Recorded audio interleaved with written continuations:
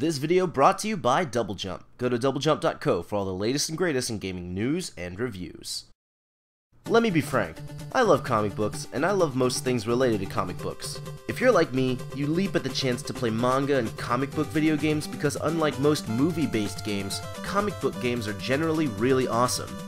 But which 10 are my personal favorites? The rules for this list? The game has to be based on a comic book or manga, not the other way around.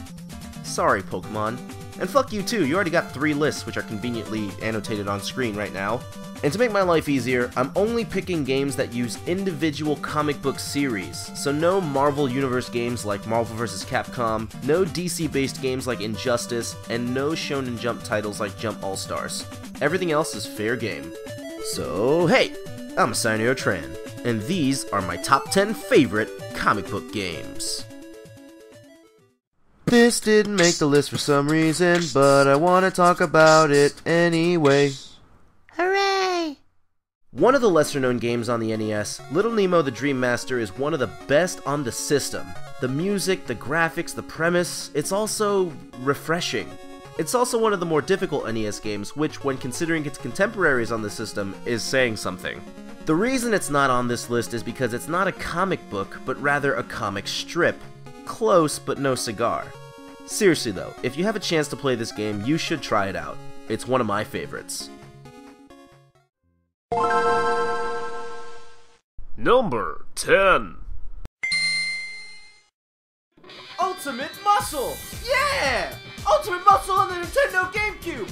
Yeah! Ultimate Muscle Wrestling on the Nintendo GameCube gaming system! Yeah! Ultimate Muscle! Neptune Man, we coming for you! Number 9.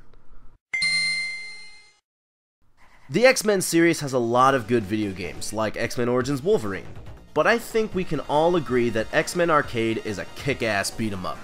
If you ask me, there's no better way to play this game than at the arcade with 5 of your friends.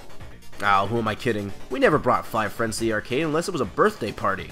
For me, it was usually my friend Dakota, my friend DJ, and 3 or 4 random kids, and we would rotate through playing as Wolverine, Storm, Nightcrawler, Colossus, Cyclops, and Dazzler.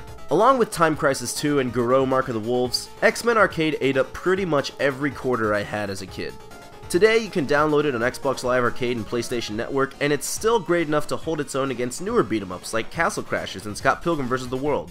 Speaking of which... Number 8.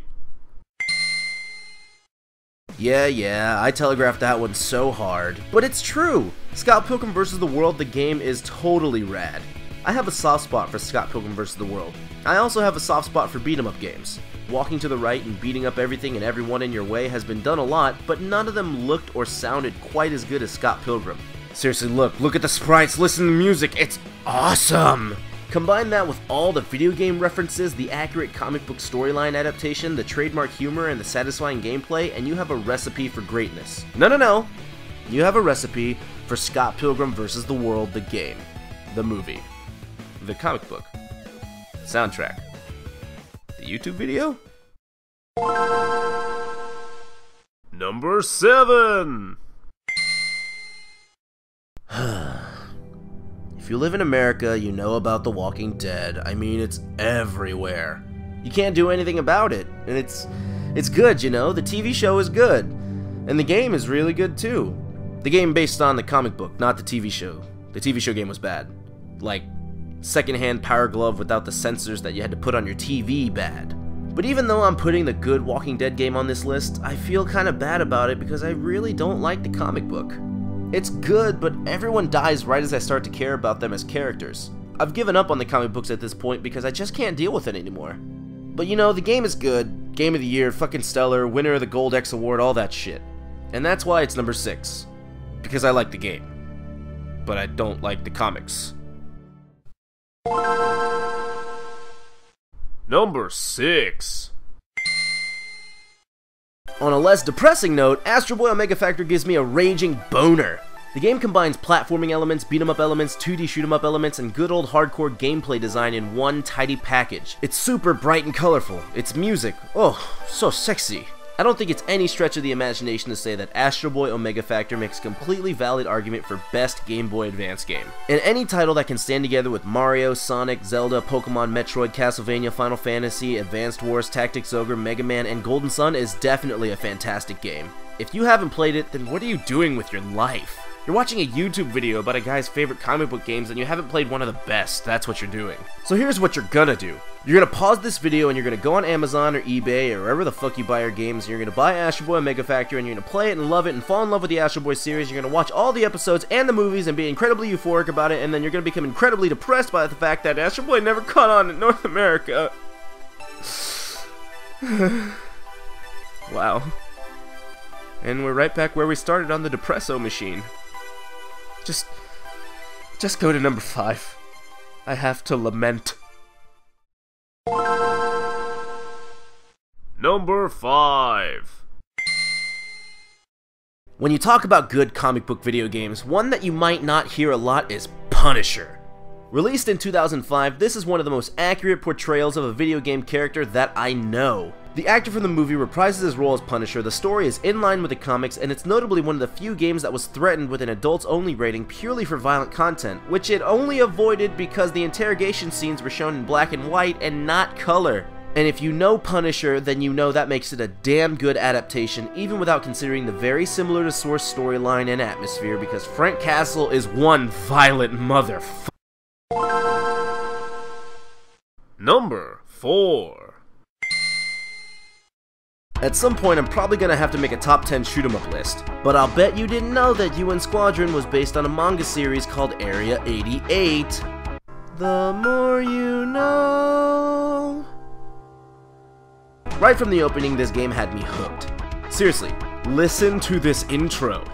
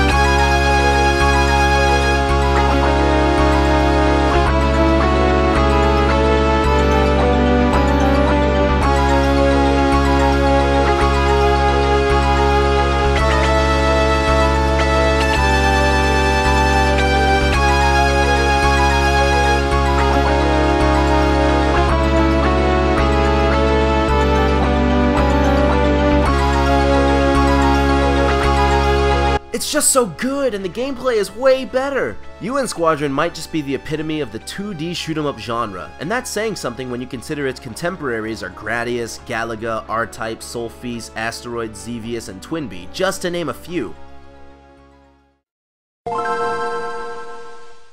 Number 3.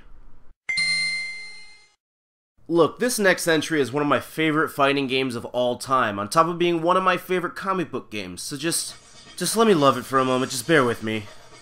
Budokai 3 is fucking fantastic, it looks so good, look at the cell shading and the bloom and the characters and shit. Oh, the fucking music. Plagiarized? I don't give a fuck! It sounds good! It fits with the gameplay! It's like the show! And the gameplay, oh god, I'm tired. Just let me give you some bankrupt cunnilingus because this gameplay's so fucking good. You shoot Ki Blast fast as shit! You can teleport and pin all your You can teleport and pinball your opponents continually until you're all out of energy, so I guess it's not actually continually. Super Saiyan 4? Holy fuck! And that bullshit Dragon World from Budokai 2? Yeah, fuck that mode! Budokai 3 lets you fly over the whole goddamn Earth, and Namek, and has multiple storylines like the one-if scenarios from Budokai 1, so it actually has a lot of single-player replay value, and it's awesome! God! I mean, Kami! Now, Guru! Dende? Number 2. Oh, you knew this was here. You just didn't know where. You didn't know. But now we're here, and it's here too, and now you know. The Batman Arkham series is a fantastic representation of the comic books and, more importantly, the first good Batman game since Batman Returns on the Sega Genesis. Or Batman and Robin, whichever came out most recently. But the Arkham games are amazing. Kevin Conroy as Batman, Mark Hamill as Joker. You can glide. That's all that needs to be said. Batman Gliding Simulator featuring Mark Hamill as Joker. Number 2. I got too excited.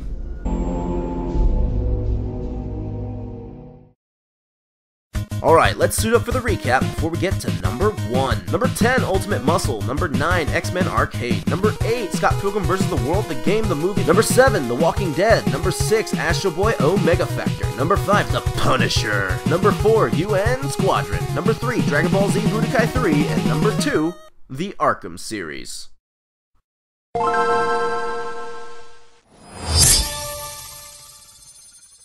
Let's go back in time, in more ways than one, to where all that mattered were bits and bloops. It was an era of peace and prosperity as governed by 3-time NBA Jam All-Star and Infinity Time NBA Jam MVP Bill Clinton. It was a simpler time, a quieter time. And in the midst of all that peace and love in NBA Jam, the best comic book game ever was released. Cowabunga! Yeah, Turtles in Time is my favorite comic book game ever. Everything that I ever expected from a video game adaptation came from the utter gloriousness of Turtles in Time. Actually, I don't need to say anything about this game. No, I'm really not. I'm literally going to show you a montage of Turtles in Time, which should adequately explain why this is the best game in all of comic book video games.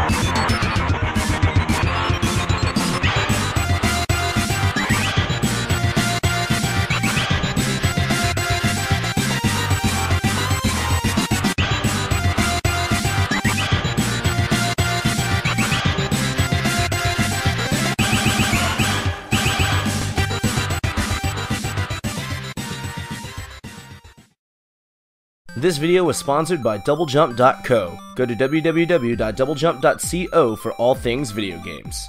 Special thanks to Mike the Gamer, the Two-Face, and Super Smash Dance Soundworks for helping me write this video. Click on the annotations over their names to check out their channels. And if you enjoyed the video, check out our other videos. Also like, subscribe, and tell us what comic book games you like. Those are the best ways to support us. And I'm sorry that I probably sound like shit.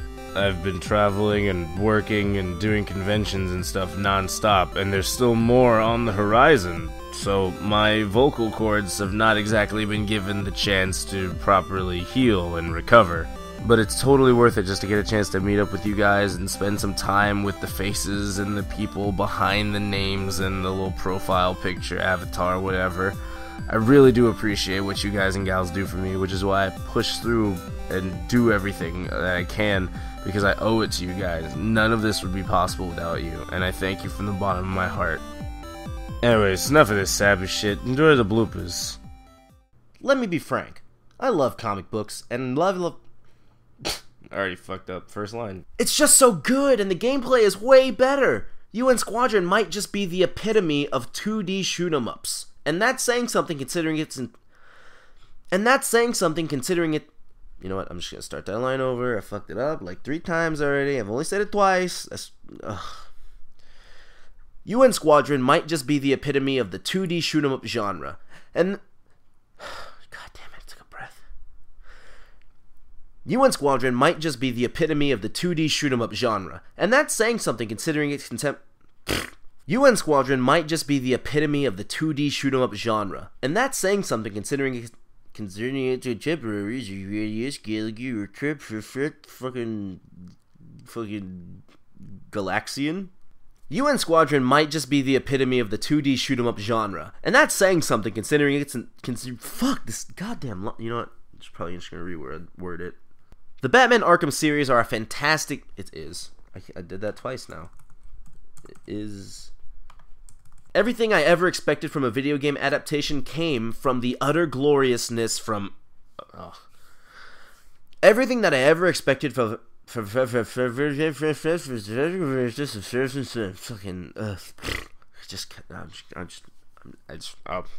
I'm just being retarded.